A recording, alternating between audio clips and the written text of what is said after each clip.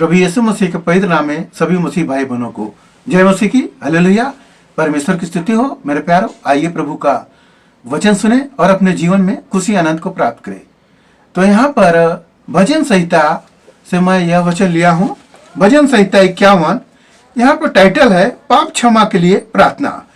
हे परमेश्वर, अपनी करुणा के अनुसार मुझ पर अनुग्रह कर, अपनी बड़ी दया के अनुसार मेरे अपराधों को मिटा दे। मुझे भली भांति धोकर मेरा अधर्म दूर कर और मेरा पाप छुड़ाकर मुझे शुद्ध कर। मैं तो अपने अपराधों को जानता हूँ और मेरा पाप निरंतर मेरी दृष्टि में रहता है। मैंने केवल तेरे ही विरुद्ध पाप किया है और जो तेरी दृष्टि में बुरा है वही किया है, ताकि तू बोलने में धर्मी और न्याय करने में निष्कलंक ठहरे। देख, मैं अधर्म के साथ उत्पन्न हुआ और पाप के साथ अपनी माता के गर्भ में पड़ा हूँ।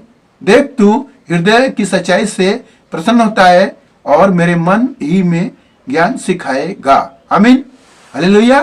मेरे प्यारो, यहाँ पर पाप क्षमा के लिए प्रभु का यह भजन संहिता है कि पाप क्षमा हमारा जो है प्रार्थना कैसे करना चाहिए। तो अभी हमने वचन को जो पढ़कर सुनाया आपको, इस प्रकार से अपने आप को नम्र दिन होकर परमेश्वर के सामने ऐसे हाथ को झुकाकर, अपने गर्दन को झुकाकर परमेश्वर से प्रार्थना करें। कहें कि हे प्रभु, हम तो पापी हैं, हमने बहुत ही आपके खिलाफ में पाप किए हैं, हम बहुत ही गलत काम किए हैं।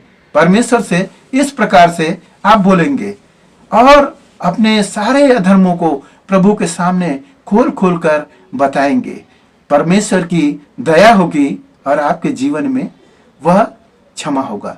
यदि आप प्रार्थना कर रहे हैं और अपने पापों को अंगीकार नहीं कर रहे हैं, तो आपका पाप आप में बना है।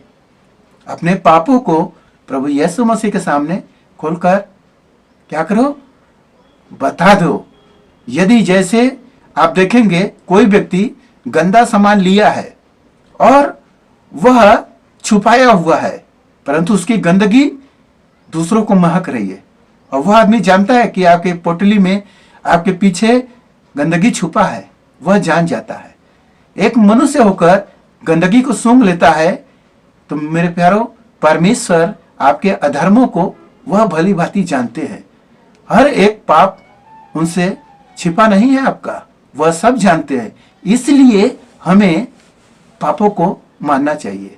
आप देखेंगे बोला गया है कि जो अपने पापों को मान लेता है तो परमेश्वर की उस पर दया होती है। हालेलुया।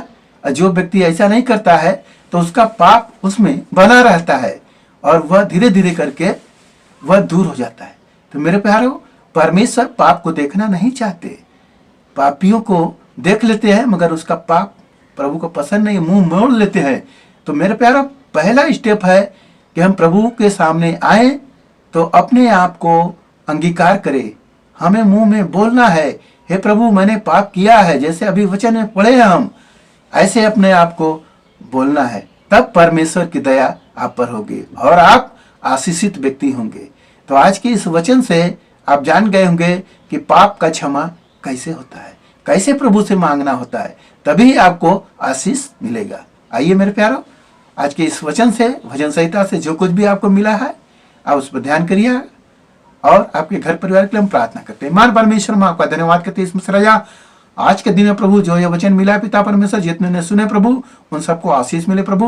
उनके जीवन में भी जो भी पाप अधर्म बना है पिता, आपकी दया हो पिता और वो क्षमा हो। उनके घर परिवार में सुख शांति बनी रहे, सभी लोग भले ही चंगे रहे। धन्यवाद करते हुए प्रार्थना यीशु मसीह के नाम में, आमीन।